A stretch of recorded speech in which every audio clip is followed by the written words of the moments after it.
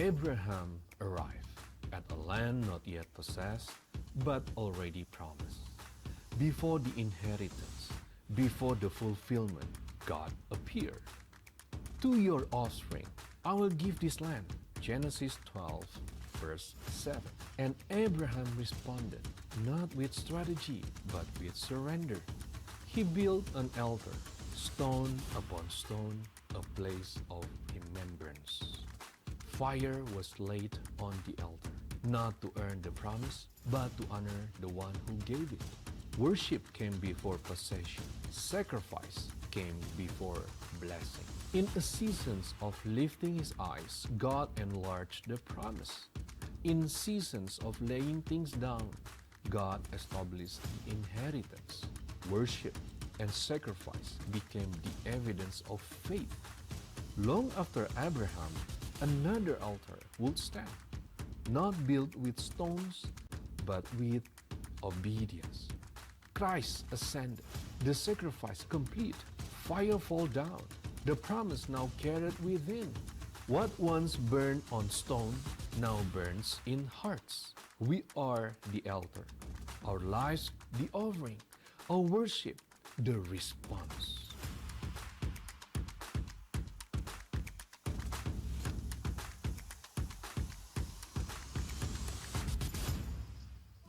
Terbesar kuasamu, tinggikan namamu, dimuliakan selamanya.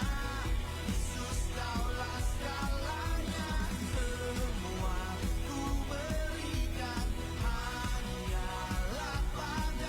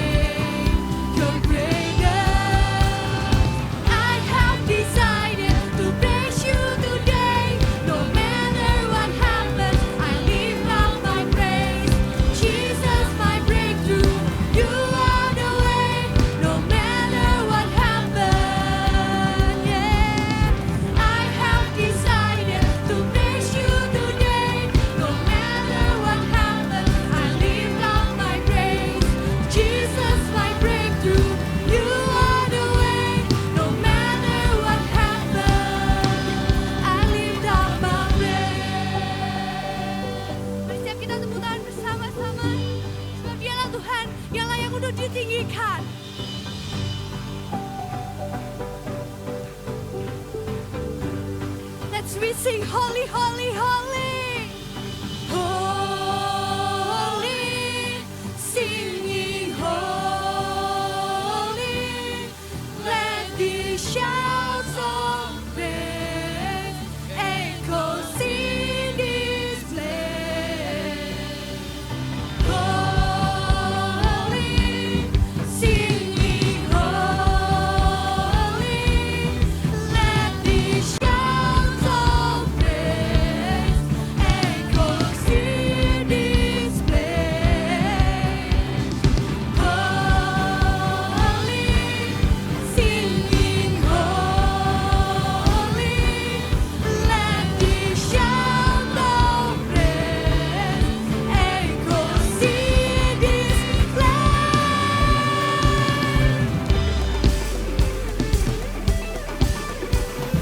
I have decided to praise you today.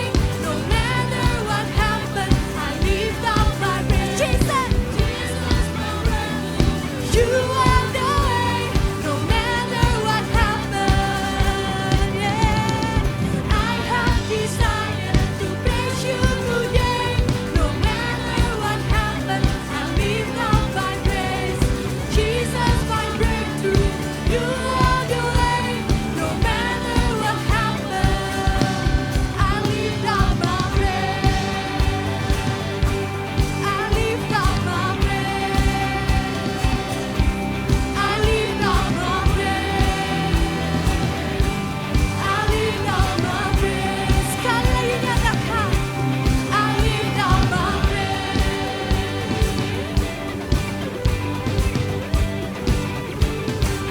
Haleluya.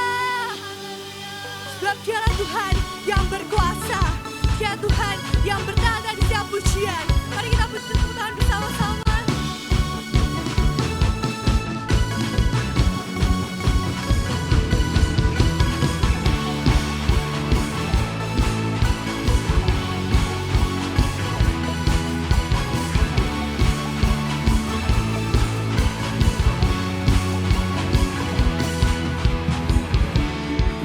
Ajaiblah perkuatanmu, dan ku percaya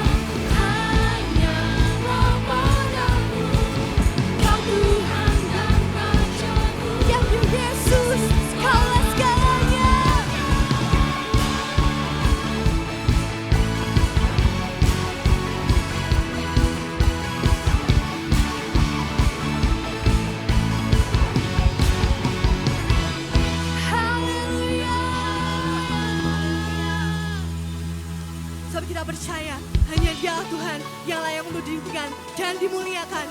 Dia Tuhan yang bertahta di setiap pujian kita. Mari kita bersama-sama.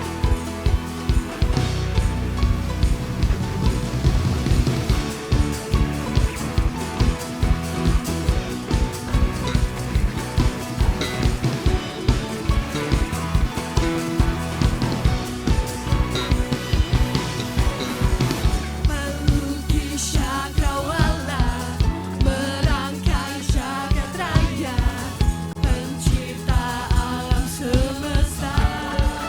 Setia memilih kehidupan, yang sanggup menyelamatkan. Dialah jalan kebenaran. Kami rindukan kuasa lawatan-Mu, kebangkitan pasti terjadi. Oh, oh, oh, datanglah dan bertahta, kuat dan berkuasa. Saat hati bersatu, menaikkan pujian, mengakui panggilan, mujizat dinyatakan. Haleluya, great is our God.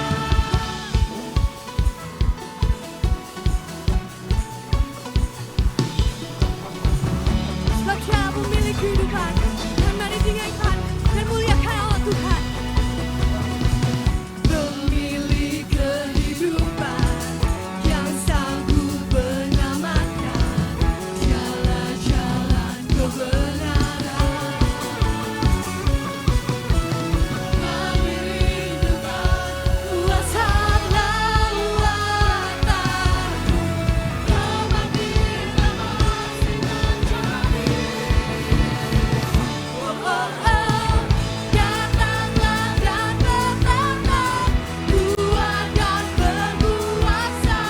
Saat hati bersatu, menaikkan pujian. Sebab belenggu telah dipatahkan, mujizat dinyatakan. Great is our God. Hey, mari sama-sama kita nyatakan. Hey, hey.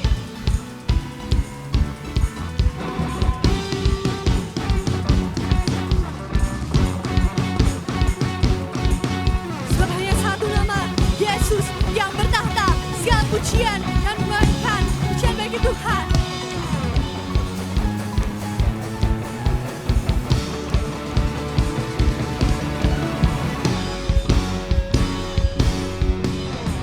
Mari dengan segenap hati kita nyatakan, kami rindukan kuasa lawatan-Mu, kebangkitan pasti terjadi. Oh, oh, oh, datanglah dan bertahta, kuat dan berkuasa. Saat hati bersatu, menaikkan pujian, mengampuni tantangan, mujizat dinyatakan. Great is our God. Haleluya, great is our God. Mari saya persilakan Tuhan untuk duduk kembali.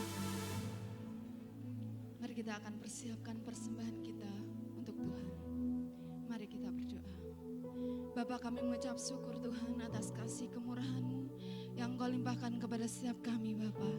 Kami ada pada pagi hari ini Tuhan untuk memuji memuliakan nama-Mu. Biarlah setiap puji-pujian yang kami naikkan ini Tuhan boleh menjadi dupa yang harum bagi nama-Mu. Tiba saatnya Tuhan, kami anak-anak-Mu akan memberikan persembahan yang terbaik untuk Engkau. Kiranya Engkau akan memberkati setiap kami, setiap tangan-tangan kami yang memberi Bapa. Biarlah kemuliaan nama-Mu saja Tuhan dipermuliakan. Kami siap memberikan yang terbaik untuk Engkau Tuhan. Biarlah menjadi pelebaran bagi kerajaan-Mu Bapa. Terima kasih Tuhan. Hanya di dalam nama Tuhan Yesus Kristus kami siap memberikan yang terbaik untuk Engkau. Haleluya, amin. Selamat memberi, Tuhan Yesus memberkati.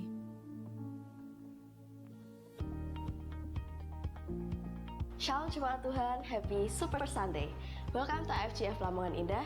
Bersama saya Casey, and this is iNews for this week.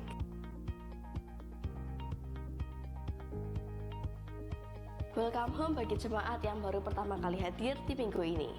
Bagi jemaat yang membutuhkan informasi lebih lanjut, dapat menghubungi asyir yang ada di belakang atau nomor di bawah ini. iPray akan diadakan setiap hari Selasa jam 7 malam di Mercy Seat. Shalom teman-teman, yuk ikut ibadah Youth setiap hari Sabtu jam 6 sore di Mercy Seat. See you! Halo adik-adik, sekolah minggu akan diadakan hari ini jam 9 pagi di Upper Room. Bagi jemaat yang beribadah secara online, bisa memberikan persembahan melalui QR Code berikut.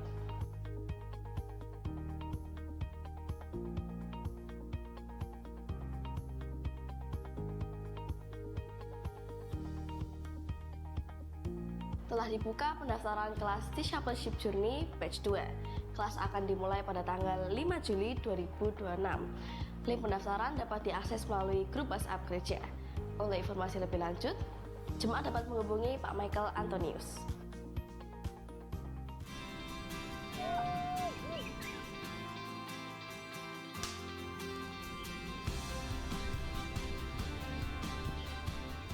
Kita menjadi orang tua yang menasihati tanpa mencampuri, menuntun dengan hikmat, tapi rela untuk dituntun satu hari kelak. Bahkan saya juga dengan tangan besi, pakai pukul, tapi ternyata itu tidak tepat sasarannya. The Parenting Project.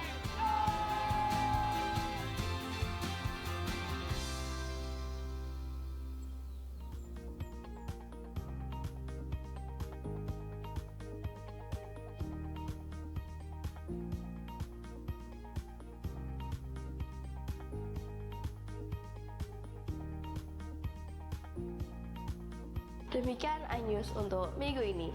Ikuti terus perkembangan gereja melalui Instagram, YouTube, dan grup WhatsApp gereja. And don't forget, people is our mission, connect with God, and make disciples. Align in promise. Selamat melanjutkan beribadah, Tuhan Yesus memberkati.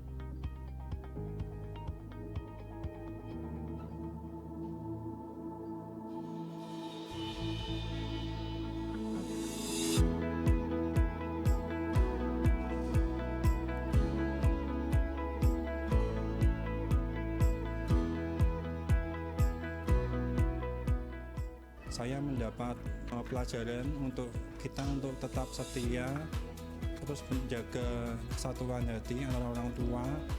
Kita harus memberikan kasih, terus kita harus memberikan batasan-batasan untuk anak kita supaya anak kita bisa menjadi lebih disiplin dan bisa menjadi anak yang lebih bijak dalam melakukan pekerjaan setiap hari. Saya merasa bersyukur karena dari kecil itu saya tidak pernah mengenal papi, mami. Jadi kalau ada kegiatan seperti ini, saya merasa terberkati. Semoga kedepannya saya bisa menjadi orang tua yang baik. Saya juga mohon supaya nanti bapak ibu yang lain, bapak-bapak bisa ikut ke program ini karena menurut saya program ini bagus, bisa membuat kita menjadi lebih baik. Amin.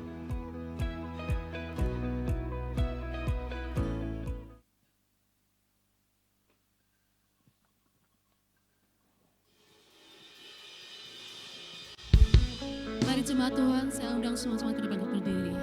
Kita mau sembah Tuhan, kita mau tinggikan Tuhan.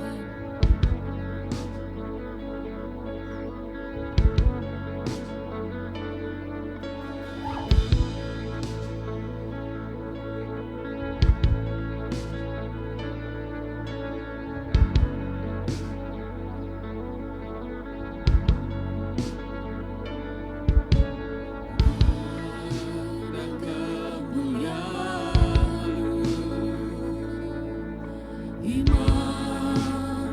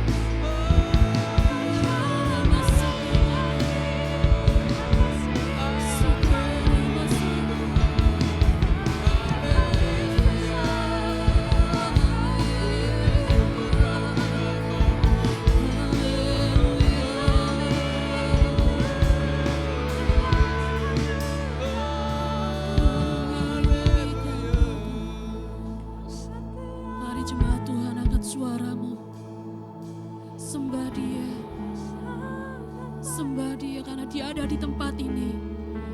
Kira basikara batakara ya rama sikataka.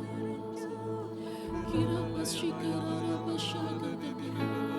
Kira basikara batakara marakan sikara. Dia ada di tempat ini. Dia melihat setiap hati kita. Kira basikara batakara ya rama sikara. Kira batakara ya rama shanika takara ya rama. Kira batakara ya rama shikara. Kira la ratakara ya rama. Kira la mana ya ratakara. Kira rakaswa.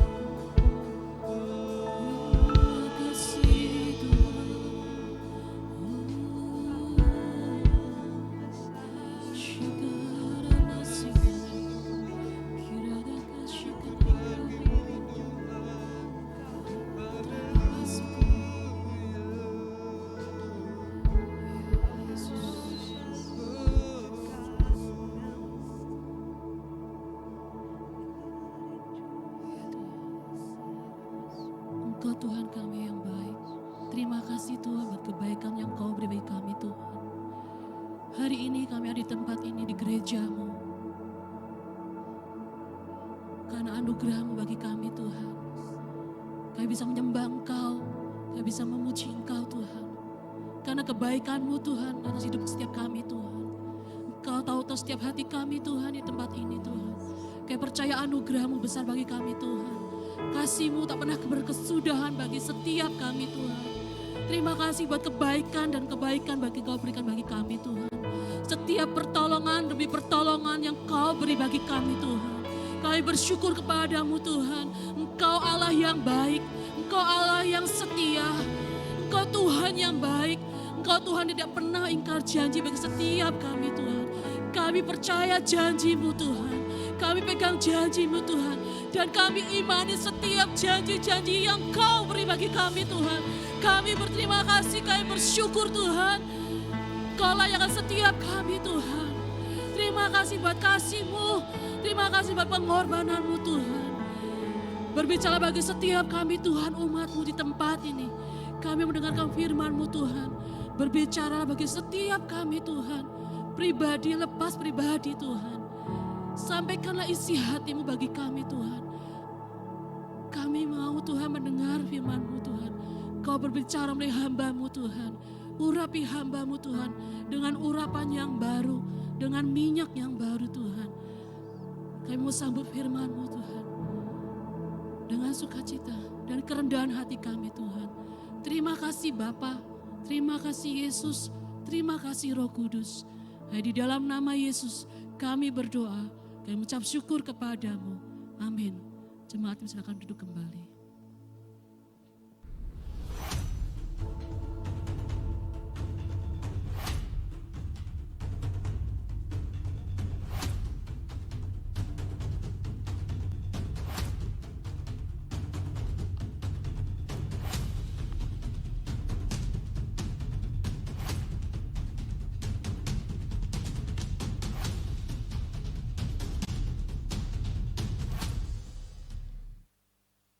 Shalom, selamat pagi Bapak Ibu.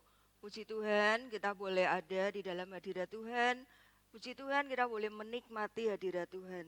Tuhan kita sangat baik. Dia tidak pernah melihat siapa kita. Dia tidak pernah melihat siapa diri kita di masa lalu. Yang Dia lihat adalah hari ini kita mengasihi Dia. Hari ini kita ada di tempat ini. Kita mau tetap merindukan hadirat-Nya. Amin Bapak Ibu Saudara.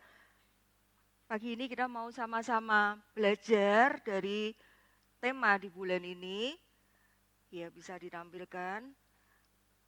Judulnya Tetap Menyala. Susah banget kalau kita itu mau tetap menyala. Menyala apa aja? Banyak hal gitu ya. Menyala pada saat kita di rumah itu lagi butuh sesuatu. Misalkan kita lagi mau pakai mesin cuci, kita lagi mau masak nasi. Tiba-tiba lampunya mati dan kita tidak punya genset di rumah. Bagaimana kita tetap berusaha, tetap menyala? Nomor satu kalau di rumah pastinya kalau kita membutuhkan listrik 24 jam kita harus punya genset. Nah pagi hari ini Bapak Ibu kita mau sama-sama belajar dari Imamat 6 ayat 8 sampai 10. Saya akan bacakan. Tuhan berfirman kepada Musa, perintahkanlah kepada Harun dan anak-anaknya, inilah hukum tentang korban bakaran. Korban bakaran itu haruslah tinggal di atas perapian, di atas mezbah, semalam-malaman sampai pagi. Dan api mezbah haruslah dipelihara menyala di atasnya. Imam haruslah mengenakan pakaian lenanya dan mengenakan celana lenan untuk menutup auratnya. Lalu ia harus mengangkat abu yang ada di atas mezbah sesudah korban bakaran habis dimakan api. Dan haruslah ia membuangnya di samping mezbah. Lanjut yang ayat 11 sampai 13 kita akan baca satu perikop ini Bapak Ibu.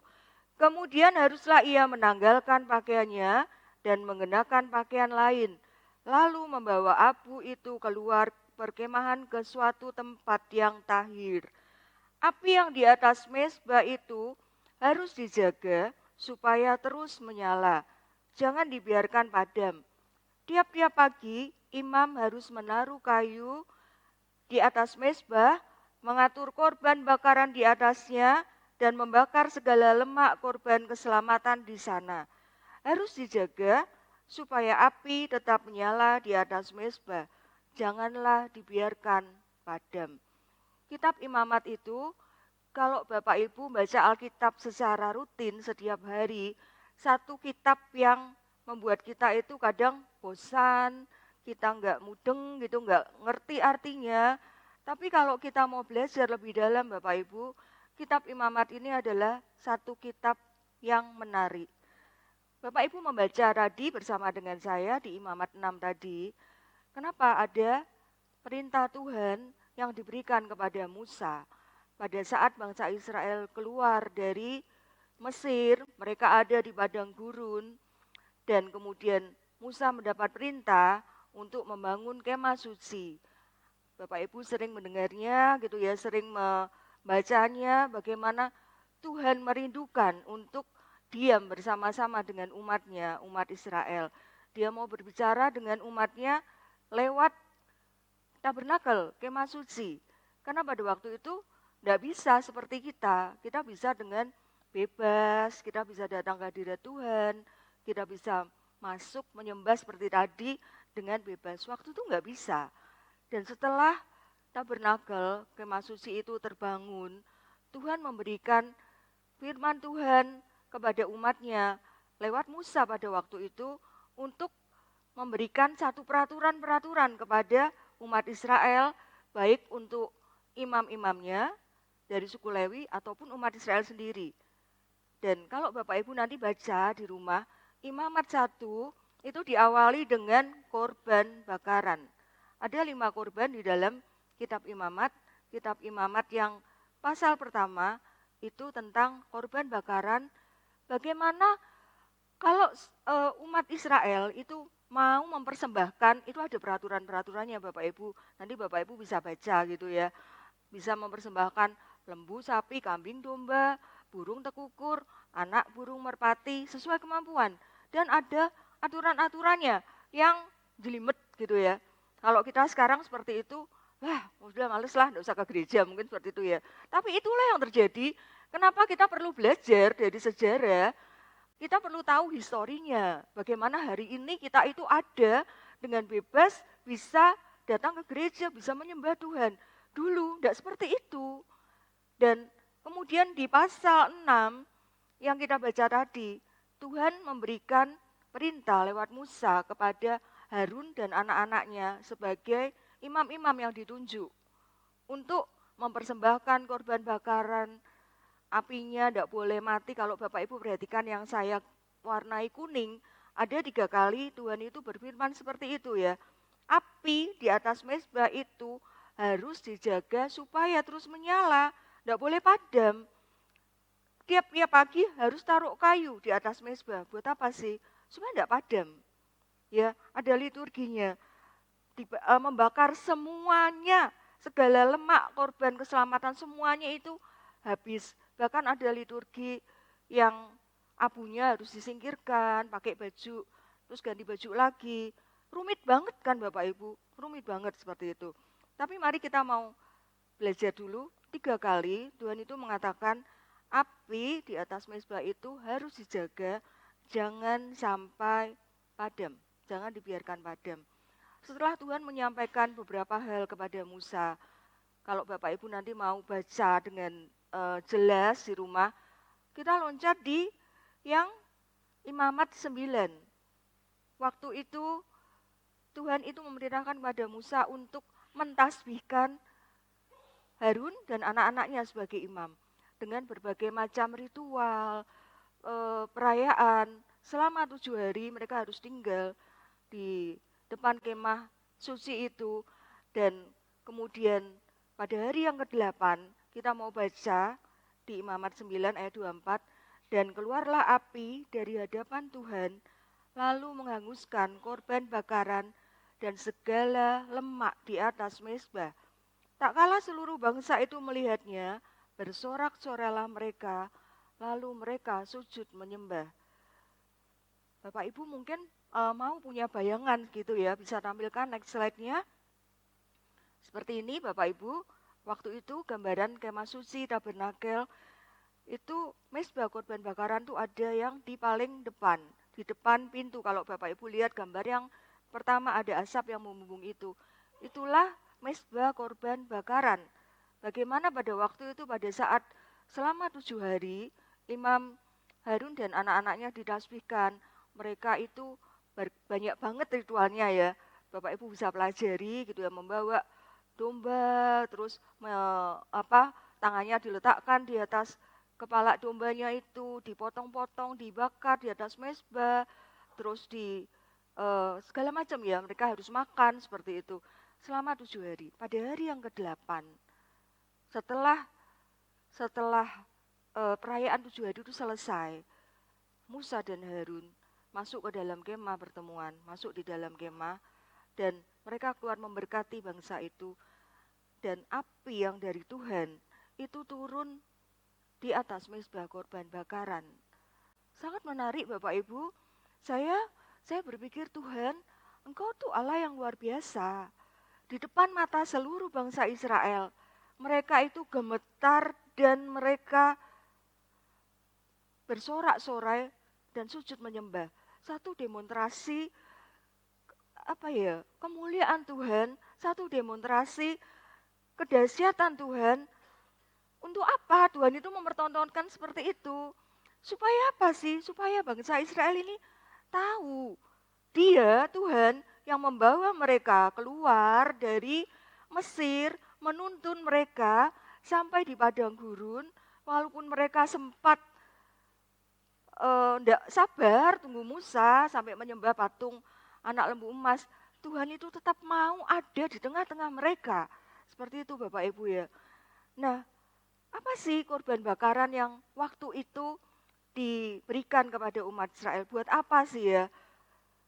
Waktu zaman umat Israel dulu, korban bakaran itu berbicara tentang bagaimana sarana pendamaian atas dosa. Mereka harus membawa hewan yang hidup, yang tidak bercacat, yang dipersembahkan di atas mezbah, dan imam yang boleh mempersembahkannya. Melambangkan penyerahan diri sepenuhnya kepada Allah. Melambangkan penyembahan untuk memuliakan Tuhan, dan aroma korban yang harum itu menyenangkan hati Tuhan. Itu yang dialami dulu. Pada saat bangsa Israel mereka keluar dan mereka menyaksikan tangan yang kuat itu menuntun mereka. Ada tiang awan dan tiang api yang menuntun mereka. Tuhan itu Tuhan yang mendemonstrasikan kuasanya yang sangat dahsyat buat bangsa Israel. Tetapi Bapak Ibu kalau belajar mengikutinya, Bapak Ibu pasti pernah menemui bagaimana tegar tengkuknya mereka, bagaimana mereka masih suka ngomel. Tapi sekali lagi Tuhan itu Tuhan yang ajaib, Tuhan yang mengasihi mereka. Bagaimana dengan kita hari ini Bapak Ibu? Apakah kita masih perlu bawa kambing, lembu, sapi? Enggak. Ini sudah lunas dibayar dengan pengorbanan Yesus di atas kayu salib. Buat kita, waktu itu Bapak Ibu, pada saat bangsa Israel mau ketemu Tuhan, tidak bisa dengan bebas mereka. Kalau mereka mau masuk, tidak bisa. Bahkan Imam Harun pun kalau masuk ke kemah suci, hanya 1 tahun 1 kali. Pada saat hari raya pendamaian, tidak bisa. Mereka hanya bisa di depan dan mempersembahkan domba, mempersembahkan kambing, apa aja yang mereka mau persembahkan ya. Anak burung merpati, burung tekukur sesuai kemampuan mereka. Susah untuk maju menghadap Tuhan. Susah untuk bisa bertemu. Mereka hanya melihat dari jauh dan tidak berani mendekat. Karena kalau mendekat pasti mati gitu. Kita hari ini, kita tuh gampang banget kan. Setiap saat kita bisa ketemu Tuhan. Setiap saat kita bisa merasakan hadirat Tuhan. Dulu susah banget dan mereka itu punya hati yang benar-benar takut, gemetar kalau mau menghadap Tuhan itu harus melewati banyak liturgi dan imam yang jadi mediator mereka.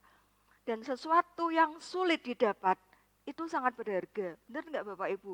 Kalau kita kerja keras, kita itu bisa saving, punya tabungan, mengumpulkan, dan kita bisa beli motor, kalau yang barusan kerja gitu ya. Meningkat lagi, kita bisa beli mobil, cobalah Bapak Ibu. Pasti disayang di iman-iman. Apa yang kita beli dengan hasil keringat kita, tabungan kita. Mungkin cuma beli apa ya, yang barusan kerja pertama beli cincin. Sekarang Mas mahal banget kan gitu kan. Disayang-sayang karena susah payah kita kerja. Demikian juga waktu itu. Mereka menghadap hadirat Tuhan dengan gemetar, dengan takut karena kemuliaan Tuhan. Itu ada di sana. Api yang menyala di atas mezbah korban bakaran itu tidak boleh padam, menyala terus. Bahkan kalau Bapak Ibu baca di yang selanjutnya, Nadab dan Abihu mereka membuat api asing mati akhirnya. Itu mengerikan waktu itu. Kita enggak. Tapi Bapak Ibu, kalau kita memperoleh sesuatu dengan mudah, seringkali kita tuh menyepelekannya kan. Seringkali kita menyepelekannya. Dengan mudah kita bisa datang kepada Tuhan. Dengan mudah kita bisa menghadap hadirat Tuhan. Dengan mudah kita bisa beribadah.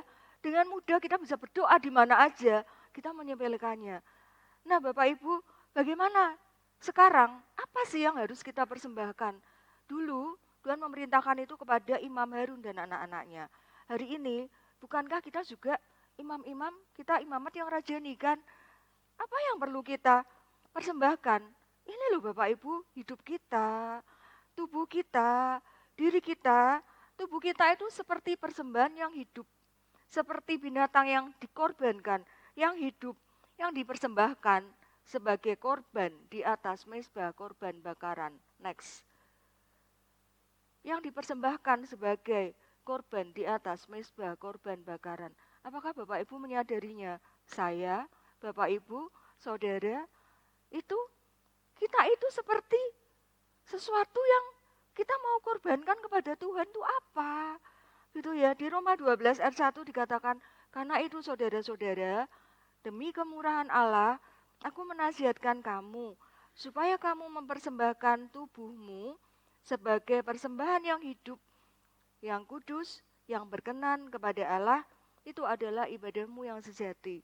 Kalau dulu binatang yang hidup, yang tanpa cacat, tanpa celah, dibunuh, mati, dikorbankan. Itu menggambarkan Yesus yang sudah mati buat kita. Hari ini persembahan kita itu bukan yang mati, tapi persembahan yang hidup, yang kudus dan yang berkenan. Pernah enggak kita berpikir ya Bapak Ibu ya, kita itu jadi orang Kristen sudah sekian lama gitu ya. Kita itu menerima kebaikan Tuhan itu sudah sekian lama. Saya bersyukur banget ya, seringkali saya berpikir, Tuhan, aku tuh siapa sih Tuhan? Saya seringkali katakan sama teman-teman saya di iCare kalau kita lagi sharing, saya tuh ngerasa saya tuh jadi kayak anak emasnya Tuhan. Ada enggak Bapak Ibu yang ngerasain gitu?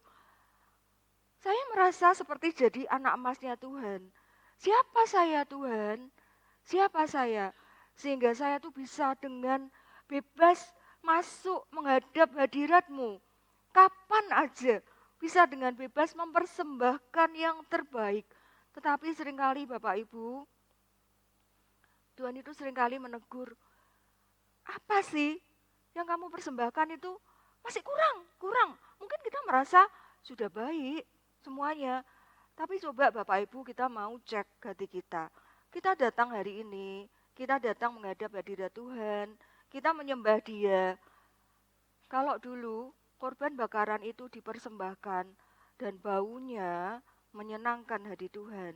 Karena bau yang harum, hewan yang terbaik. Kalau itu sudah hewan yang sakit-sakitan, yang sudah membusuk, dibakar, baunya akan beda. Tapi kalau masih hidup, masih sehat, dan dibunuh, dikorbankan, baunya menyenangkan. Sama kita, bagaimana aroma penyembahan kita Bapak Ibu.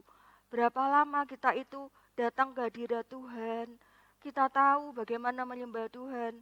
Kita tahu bagaimana kita itu harus memperhatikan cara hidup kita. Tapi apakah itu hari-hari ini sudah benar-benar menyenangkan hati Tuhan? Saya mempersiapkan ini sambil saya berdoa, Tuhan, tolong Tuhan. Supaya saya itu lebih dulu mengalami ya Tuhan. Jangan sampai saya ini berbau busuk.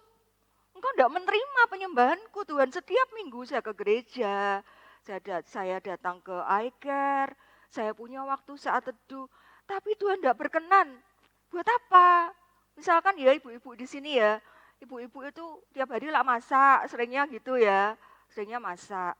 Ibu-ibu tuh lagi masak sate, beli daging di pasar, nggak tahu gitu ya, apa sih istilahnya keblondrok gitu ya, salah.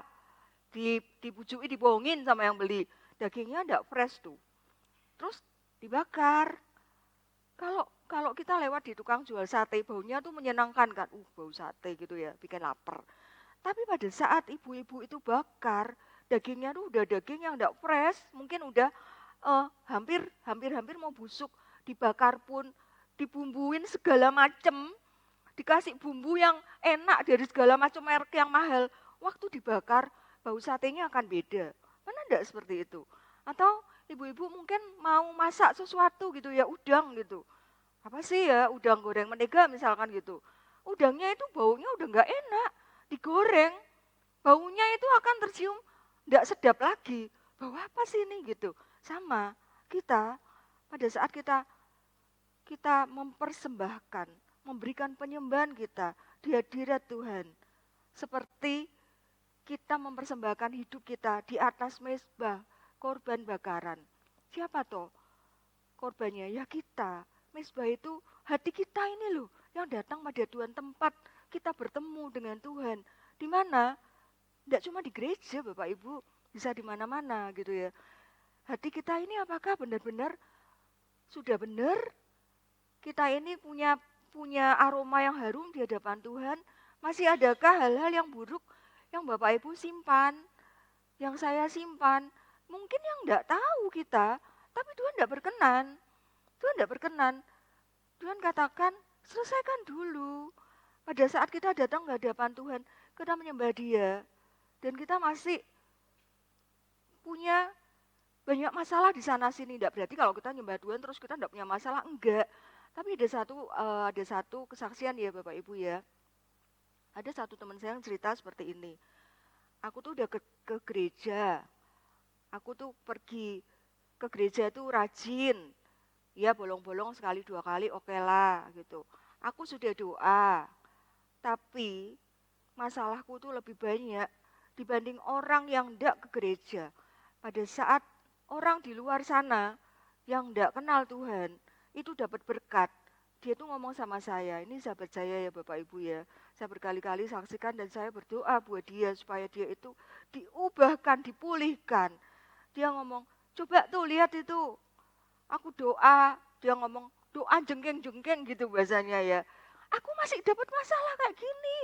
Anakku gini, cucuku gini. Yang itu, ya wis lah lebih baik enggak usah ke gereja.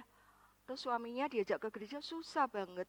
Karena dia lihat istrinya seperti itu. Dia bilang, kalau kamu berubah, aku baru mau ke gereja. Jangan ngejar-ngejar aku ke gereja. Kalau kamu berubah, enggak bantahan, enggak banding-bandingin orang. Dia seringkali tuh ngomong, lihat tuh, yang di sana tuh, dia enggak percaya Tuhan, dia enggak ke gereja. Lihat tuh, berkatnya mengalir, lebih enak hidupnya. Kamu, ini contoh enggak baik ya. Kamu gimana? Sampai umur segini hidup kita masih gini-gini aja. Saya ngomong, dihargai suamimu itu, disyukuri. Coba kalau kayak saya, mana bisa? Kamu disyukuri, suamimu seperti itu, berkat yang Tuhan berikan, seperti itu cukup mestinya buat kamu. Jangan lihat ke atas. Kalau lihat teman-temanmu, dia suka reuni kan Bapak Ibu gitu ya. Lihat teman-temanmu yang, wah keluar negeri, bentar lagi beli apa, ya nggak akan habis. Coba kamu belajar, bersyukur, lihat ke bawah, oh ya, sebentar gitu. Nanti gitu, tomat, bertobat kumat, gitu ya, dia pesen tomat seperti itu. Nah, saya ngomong sama dia, lah kamu gimana? Kamu itu ngasih apa ke Tuhan? Kamu nuntut Tuhan, kamu ngasih apa sama Tuhan? Dia bilang sama saya, enak ya hidupmu ya, sekarang sudah mapan. Saya ngomong sama dia, agak nggak enak sih memang. Kamu mau kayak aku? Kamu mau suamimu diambil? Kamu bisa? Oh ya jangan, ya udah. Bersyukur atas apa yang Tuhan berikan. Dan jangan ngomel, kalau kamu ngomel, enak ya, si A dikasih ini, si B dikasih ini. Dia enggak ke gereja, dia nyembah berhala. Dia bukan anak Tuhan, kenapa dia hidupnya enak? Lebih baik aku kayak dia. Saya ngomong ke dia, berkali-kali saya ngomong, kamu kasih apa ke Tuhan? Gimana jam doamu? Kamu ke gereja? Oke, kamu bilang ke gereja. Berapa kali aku tahu kamu enggak ke gereja? Kamu pergi dolan, kamu piknik, kamu reuni. Kamu bisa dari pagi sampai malam dolan. Ke gereja 2 jam? Enggak. Ke komsel? Enggak. Doa, kadang kalau makan, sudah lupa, doa dulu. Baru dimasukkan, udah mau masuk ke mulut. Gimana? Saya berdoa supaya dia bisa berubah. Suatu ketika, dia sempat berubah karena ada masalah besar di hidupnya. Saya bersyukur dia berubah. Tapi setelah keadaan aman, kembali lagi dia seperti itu. Saya katakan, ya tomat kamu. Tobat kumat, seperti itu. Nah kembali Bapak Ibu, bagaimana dengan kita? Kita setiap hari selalu diperbarui terus kan.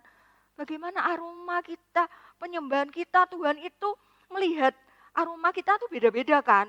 Beda-beda, Bapak Ibu duduk sama sebelahnya. Sebelahnya kiri kanan mungkin tidak begitu kenal. Kalau yang suami istri tahu banget. Oh ini bau parfumnya istriku.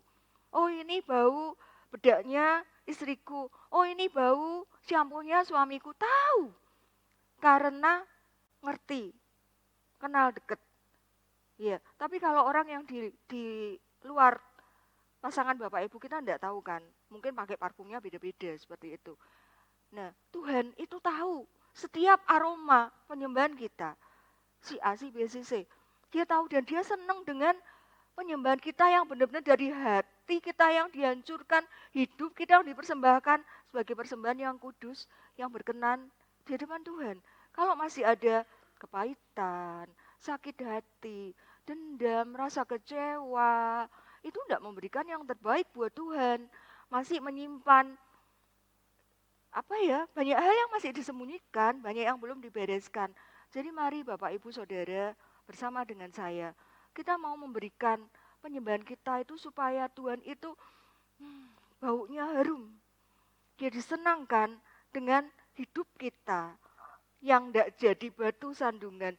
Hidup kita yang seperti firman Tuhan berjalan. Hidup kita yang berdampak, yang bisa dilihat orang, di mana kemuliaan Tuhan itu nampak di hidup kita. Nah yang kedua Bapak Ibu, api di mezbah pada waktu itu melambangkan apa sih? Kehadiran Allah yang terus menerus waktu itu ya di mezbah korban bakaran dan hubungan dengan Tuhan yang tidak terputus. Keluaran 29 ayat 45 sampai 46. Tuhan katakan, aku akan diam di tengah-tengah orang Israel dan aku akan menjadi Allah mereka. Maka mereka akan mengetahui bahwa akulah Tuhan Allah mereka yang telah membawa mereka keluar dari tanah Mesir supaya aku diam di tengah-tengah mereka. Akulah Tuhan Allah mereka. Ini kerinduan Tuhan pada waktu itu untuk umat Israel. Dia mau supaya api yang ada di atas mezbah korban bakaran itu melambangkan kehadiran Tuhan yang bisa dilihat oleh umat Israel. Mereka ada di kemah-kemah, mereka bisa lihat api yang membumbung naik. Itu tanda Tuhan hadir. Tuhan yang berbicara lewat Musa dan Imam Harun. Tanda Tuhan itu ada supaya mereka ngerti bahwa Dia, Allah itu yang membawa mereka keluar dari Mesir dan diam di tengah-tengah umat Israel. Bukankah Tuhan juga sama Bapak Ibu kepengen diam bersama dengan kita? Sekarang dalam perjanjian baru, api itu tidak menyala lagi di mezbah korban bakaran. Api itu melambangkan kehadiran Roh Kudus yang turun sebagai lidah-lidah api saat Pentakosta yang kita sudah rayakan minggu lalu. Kisah Rasul 2 ayat 1 sampai 4. Satu ayat yang terkenal, saya percaya Bapak Ibu pasti hafal gitu ya. Ketika tiba hari Pentakosta, semua orang percaya berkumpul di suatu tempat. Tiba-tiba turunlah dari langit suatu bunyi seperti tiupan angin keras yang memenuhi seluruh rumah di mana mereka duduk. Dan tampaklah kepada mereka lidah-lidah seperti nyala api yang bertebaran dan hinggap pada mereka masing-masing. Maka penuhlah mereka dengan Roh Kudus, lalu mereka mulai berkata-kata dalam bahasa-bahasa lain, seperti yang diberikan oleh Roh itu kepada mereka untuk mengatakannya. Ya. Berapa kali kita merayakan, memperingati, merasakan kehadiran Roh Kudus pada saat Pentakosta. Gereja kita terbuka dengan Roh Kudus, Bapak Ibu. Kalau gereja-gereja di luar sana ada yang hanya memperingatinya pada masa-masa seperti ini, masa-masa Pentakosta. Ada doa 10 hari. Tapi kita setiap minggu, kita mengundang Roh Kudus itu hadir di tengah-tengah kita. Api yang dulu menyala di atas mezbah korban bakaran. Sekarang tidak ada lagi mezbah korban bakaran kan? Nggak ada lagi. Kalau kita melakukan seperti itu, kita akan dianggap sesat kan? Ini kayak berhala seperti itu ya. Tapi Roh Kudus yang menyala di dalam hati kita. Berapa lama Bapak Ibu kita itu bergaul dengan Roh Kudus? Berapa lama kita itu dipenuhi oleh Roh Kudus pada saat Bapak Ibu mengambil keputusan untuk terima Tuhan Yesus dan memberi diri dibaptis seperti minggu lalu kemarin ya. Roh Kudus itu ada bersama-sama dengan kita. Kita bisa rasain pribadinya sebagai seorang sahabat, penolong, penghibur. Berapa lama kita itu bergaul dengan dia? 1 tahun? 1 bulan? 1 minggu buat yang kemarin habis dibaptis? 5 tahun? 10 tahun? Apakah masih samakah Bapak Ibu api yang kita terima dengan dulu dengan hari ini? Apakah masih sama? Apakah Roh Kudus itu masih menyala-nyala di dalam hati kita? Apakah Roh Kudus itu masih berbicara banyak dalam kehidupan kita? Apakah Roh Kudus itu masih diberikan tempat, diberikan porsi yang terbaik di hati kita? Atau justru disingkirkan, tidak dirasakan kehadirannya, kayak seseorang yang bertamu di rumah kita tidak nganggep dia, diemin aja, tidak dikasih minum, tidak diajak ngomong, didiemin aja. Itu gambaran kalau Roh Kudus di dalam diri kita, didiemin aja. Mungkin kita menerima Roh Kudus dibaptis 20 tahun yang lalu.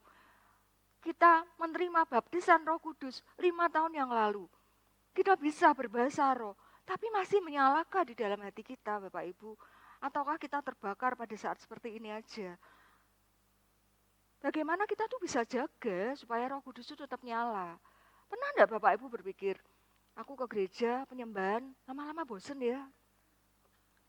Lama-lama gitu-gitu aja. Hidupku ya gini-gini aja, enggak ada apa-apa. Aku ya masih punya masalah, hutangku masih banyak, sakitku enggak sembuh-sembuh, suamiku enggak bertobat-bertobat, kerjaanku aku juga sama aja, enggak naik gaji, bahkan aku di fitnah sana-sini. Aku tuh ngapain aja? Roh Kudus kau di mana? Pernah enggak ngerasain gitu? Engkau di mana Roh Kudus? Yang salah itu Roh Kudus apa kita? Kita yang enggak memberi porsi lebih kepada dia. Membiarkan apinya mulai redup.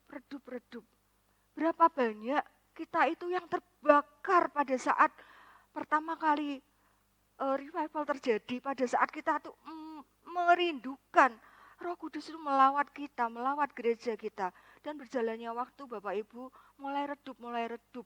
Yang pertama, gimana caranya kita jaga? Kita harus terus terhubung dengan sumbernya. Siapa sumbernya? Ya Roh Kudus. Coba dicek hati kita Bapak Ibu. Slide-nya next.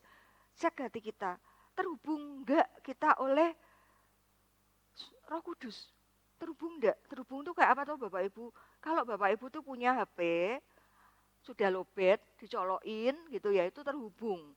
Kalau Bapak Ibu tuh punya barang-barang elektronik yang sudah mulai ini redup, atau apa ya, TV misalkan, mau setel TV, kalau enggak dicolokin enggak bisa lihat TV kan, seperti itu. Nah, itu terhubung dengan sumbernya. Pertanyaannya buat saya dan Bapak Ibu Saudara, kita masih terhubung enggak? Jangan-jangan kita udah enggak terhubung lagi. Kita tahu Roh Kudus, kita tahu siapa dia, kita dengar khotbah, dia pribadi yang harus kita jadikan sahabat, dia itu penolong, penghibur. Kita pernah ngerasain enggak? Atau kita cuma dengar khotbah tok, oh iya aku tahu. Tapi punya enggak pengalaman pribadi terhubung dengan Roh Kudus, terhubung dengan sumbernya. Kalau kita enggak terhubung Bapak Ibu, HP kalau enggak dicas, HP semahal apapun, mau iPhone yang harganya 25 juta, 30 juta, ya enggak bisa dipakai, enggak bisa dibuka, enggak bisa buat WA-an, buat chattingan, enggak bisa. Demikian juga hidup kita Bapak Ibu. Sebagus apapun kita, pelayanan kita datang ke gereja, kita ibadah rutin, kita enggak pernah bolong, I care, kita rajin. Tapi kita enggak terhubung dengan Roh Kudus. Roh Kudus itu enggak benar-benar menguasai hidup kita. Ya kita akan merasa biasa-biasa aja, suam-suam aja, gampang bosen, boring. Udahlah, gitu-gitu tok, udah males. Tapi coba Bapak Ibu, saya ngomong seperti ini karena saya mengalaminya Bapak Ibu. Saya pernah di satu musim di hidup saya enggak terhubung dengan Dia. Saya merasa, aduh sudahlah, capek aku gitu ya. Berharap banyak, tetapi enggak ada. Dan mulai kendur. Pada waktu itu Bapak Ibu, banyak masalah yang tumplek-plek, silih berganti, datang dan enggak bisa saya kendalikan. Enggak ada juga yang bisa tolong. Sampai suatu ketika di satu titik, Roh Kudus itu berbicara dengan lembut di hati saya. Balik, kembali. Andalkan aku. Itu lama sebelum saya nikah Bapak Ibu. Andalkan aku. Saya dulu aktif luar biasa di gereja sampai mama saya ngomong, udahlah tidur aja di gereja. Gak usah pulang. Tapi percuma. Karena saya merasa garing, kosong. Sampai di satu titik. Saya masih ingat Roh Kudus katakan, kembali. Aku tuh mengasihimu. Jangan merasa hancur sendiri. Aku yang rasain kehancuranmu. Ayo kembali. Banyak luka. Kecewa dengan orang tua saya. Kecewa dengan kondisi saya. Kecewa dengan pekerjaan saya. Kecewa banyak kekecewaan yang menumpuk waktu itu. Dan menghalangi semuanya. Saya melayani. Tapi saya merasa, ya udah gitu-gitu aja. Saya nggak tahu. Buat apa? Saya sendiri tidak diberkati gitu ya. Tetapi waktu saya mau berubah, saya bilang Roh Kudus ampuni aku. Di satu waktu itu gereja, waktu saya bertumbuh waktu itu bukan seperti ini Bapak Ibu. Gerejanya masih ya ini ngalami doa 10 hari. Di salah satu doa 10 hari, saya katakan pada Roh Kudus, aku mau Roh Kudus. Kasih aku tanda. Kalau engkau tuh mengasihi aku, saya tuh paling takut Bapak Ibu dulu kalau ada yang berbahasa roh. Ya, saya waktu masih dulu ya, masih muda banget, saya tuh takut banget kalau ada orang berbahasa roh. Jujur saya katakan. Saya dibesarkan dari gereja dengan aliran pertama kali sekolah minggu itu yang penuh dengan bahasa roh. Dan saya tahu saya tuh tidak bisa nyaman karena mereka nangis. Saya kecil, saya nggak bisa menikmatinya. Pada saat saya udah remaja, udah agak dewasa, saya ada di satu gereja dan bertumbuh, tertanam di sana. Saya masih takut. Tapi waktu doa 10 hari itu, saya katakan Roh Kudus kasih aku tanda. Aku mau supaya aku tuh enggak takut lagi. Bahasa rohku bisa lancar lagi. Setelah lama kayak saluran yang tersendat. Tolong Roh Kudus kasih aku tanda. Dan tiba-tiba Bapak Ibu, saya bisa berbahasa roh. Aduh, sampai saya gemeter, enggak tahu seperti apa. Dan mulai itu Bapak Ibu, saya tahu saya terhubung dengan Dia. Walaupun banyak hal masih jatuh bangun, tapi saya terkonek dengan Dia. Mari Bapak Ibu terus terkonek dengan Dia. Jangan sampai lepas colokan kita. Yang kedua, jadikan firman Tuhan itu jadi bahan bakar rohani. Kalau dulu imam itu diperintahkan untuk setiap pagi menambahkan kayu. Kalau kita buat api unggun, kayu itu ditambahkan supaya tetap nyala. Kalau kayunya habis, ya nyalanya mati. Hari ini kita belajar bahwa apa sih yang bisa buat kita itu tetap selain kita terhubung dengan Roh Kudus, firman Tuhan. Jadikan firman Tuhan itu bahan bakar kayak kayu yang terus menyulut hidup kita. Firman Tuhan itu yang kita dengar, yang kita hidupi, yang kita baca, yang jadi rema, yang setiap minggu Bapak Ibu terima, itu bisa jadi bahan bakar kita ini terus berkobar, menyala. Kalau Bapak Ibu terima firman Tuhan dan kemudian melupakannya, pulang ke rumah melupakannya, ya udah. Tapi kalau Bapak Ibu lagi di rumah, saat teduh, baca, ada satu ayat yang kayak bersinar gitu kan, ya Tuhan ini buat aku. Atau dengerin khotbah minggu atau di eker, oh ya Tuhan ini buat aku, tangkap. Ini yang menguatkan saya juga Bapak Ibu, tangkap. Dan pada saat saya lemah, pada saat saya sedang dalam masalah, firman itu muncul, Roh Kudus ingatkan. Jangan takut, aku Tuhan Allahmu yang berperang buat kamu. Kamu diam aja, aku yang berperang buat kamu. Dan kau akan melihat kemenangan demi kemenangan dalam hidupmu. Firman itu muncul. Jadikan firman Tuhan yang Bapak Ibu terima, itu jadi satu rema, tangkap. Bila perlu dihafalkan. Kalau Bapak Ibu ada masalah, dibaca keras-keras. Bila perlu, katakan, Tuhan, aku ini bukan orang yang lemah. Aku kuat karena ada Engkau, Roh Kudus bersamaku. Katakan firman Tuhan, apa yang Bapak Ibu terima. Seperti itu. Akan membuat kita itu menyala-nyala di hadapan Tuhan. Dan yang ketiga, jangan sampai kita terhilang sendiri. Tapi pastikan Bapak Ibu tergabung dengan komunitas seiman. Kalau di sini, I care namanya. Jangan sampai Bapak Ibu itu sendiri menanggung beban sendiri. Dan Bapak Ibu kalau ada masalah, Bapak Ibu Saudara tidak punya teman untuk curhat, untuk doa, minta didukung doa, enggak ada. Mari kita mau punya support system yang bisa support kita. Di iCare, gereja kita membuka banyak sekali iCare Bapak Ibu yang mungkin aku enggak punya waktu, bisa ikut yang online. Saya tuh mengalaminya Bapak Ibu, teman-teman iCare. Saya dulu di Lamongan, bergereja di sini, saya pindah rumah. Masih di area daerah Majapahit. Saya masih ke sini. Apa sih pengikatnya? Setelah suami saya dipanggil Tuhan. iCare, Komsel. Saya punya saudara-saudara yang luar biasa. Pada saat saya lagi terpuruk, mereka datang bersama-sama.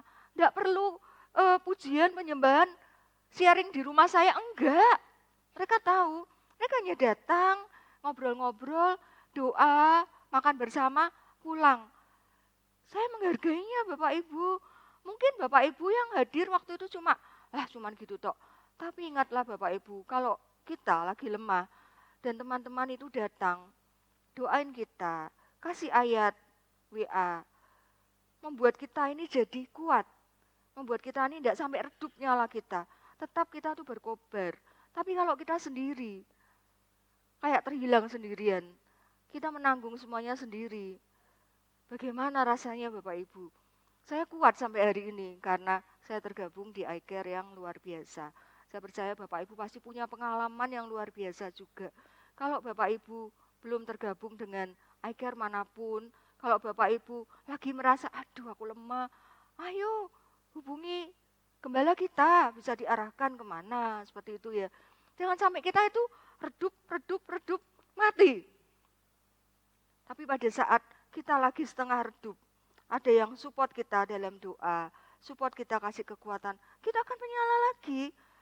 Jadi mari jaga api Roh Kudus itu, jangan sampai padam seperti lalu-lalu.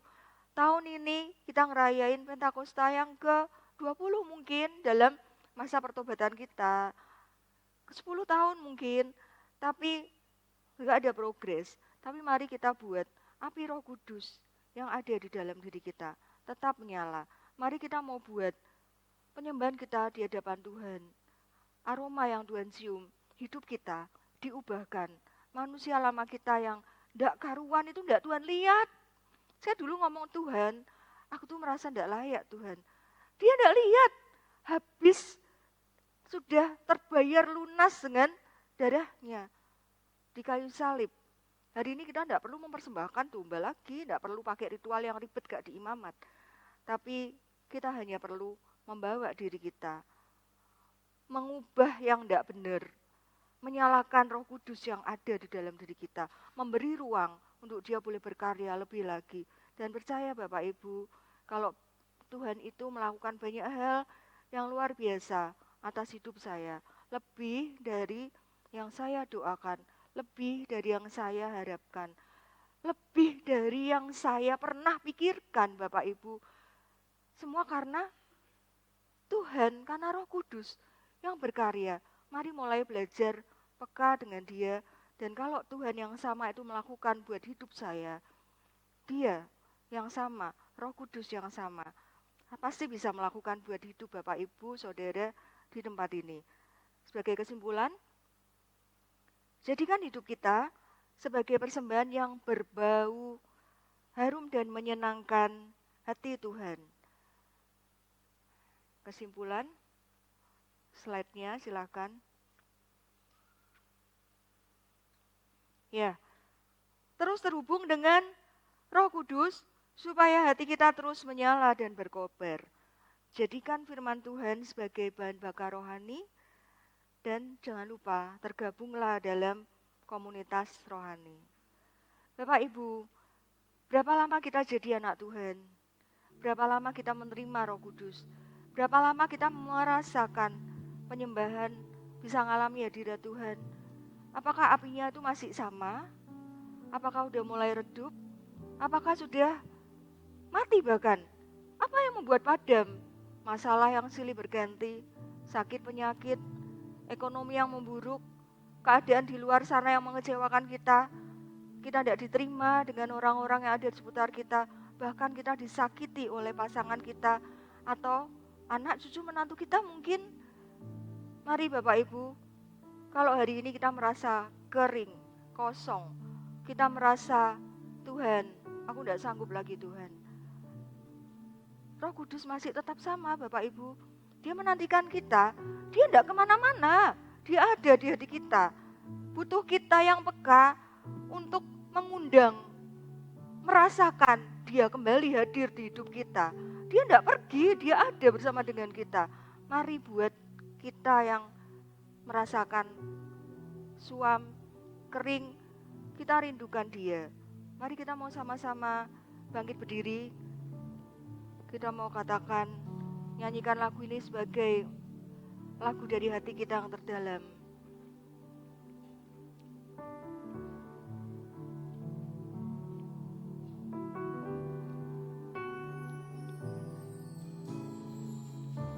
Bagaikan tanah kering yang merindukan air,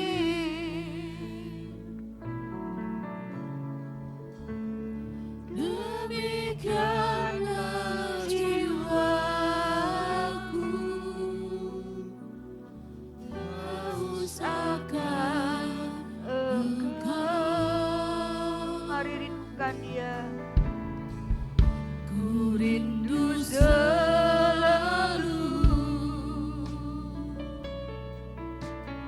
hadir-Mu di hidupku,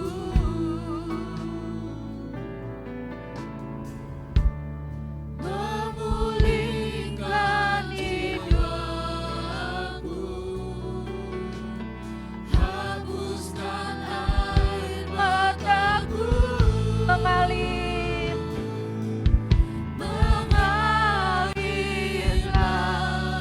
kuasa Roh Kudus, mengalirlah di tempat ini, mengalirlah oh Roh Kudus, pulihkanku, mengalirlah kuasa Roh Kudus, mengalirlah di tempat ini, mengalirlah oh Roh Kudus, dipulihkanku. Biar musik memainkan lagu ini, mari Bapak Ibu kita mau cek hati kita. Apakah Bapak Ibu merindukan Dia saat ini? Dia ada di tempat ini, Dia ada di hati Bapak Ibu. Engkau hanya perlu mengatakan, Roh Kudus, ini aku. Aku mau kembali merasakan kehadiran-Mu di hidupku. Aku mau merasakan Engkau. Tolong aku, buat api yang redup itu boleh menyala lagi. Tolong aku Roh Kudus. Dan Dia, Allah Roh Kudus itu, pasti menyatakan dirinya kepadamu, kepada Bapak Ibu Saudara di tempat ini. Mari katakan, mengalirlah kuasa Roh Kudus. Taruh tangan Bapak Ibu di dada dan angkat tanganmu kalau Bapak Ibu merindukan Dia.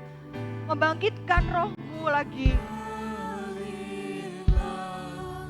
Kuasa Roh Kudus mengalirlah di tempat ini. Mengalirlah, oh Roh Kudus. Pulihkanku. Mengalirlah kuasa Roh Kudus. Mengalirlah di tempat ini. Mengalirlah, oh Roh Kudus. Pulihkanku.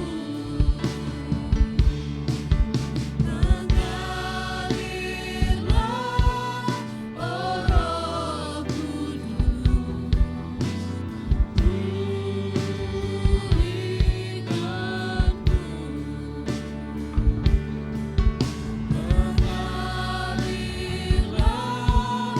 oh Roh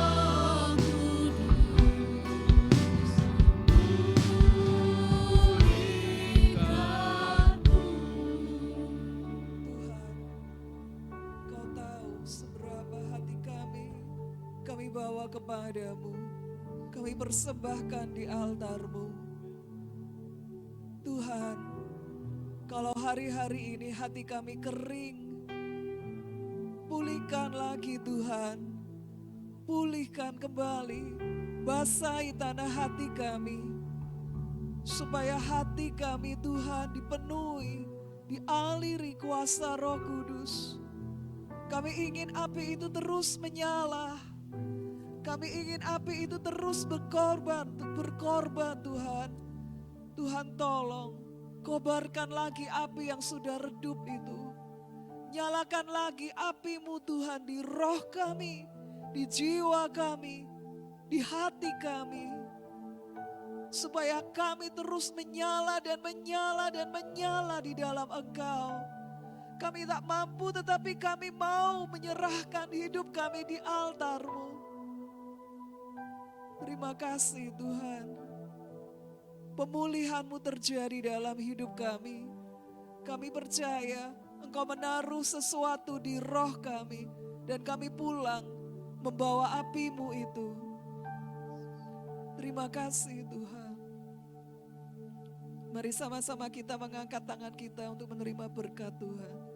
Sidang jemaat yang dikasihi Tuhan, jika sungguh-sungguh kau mendengarkan suara Tuhan Allah-Mu dan melakukannya dengan setia, maka diberkatilah keluarga-Mu dan pernikahan-Mu, iman-Mu dan kekudusan-Mu, kerja dan keuangan-Mu, studi-Mu dan kesehatan-Mu, dengan bawa segala berkat dan sukacita surgawi.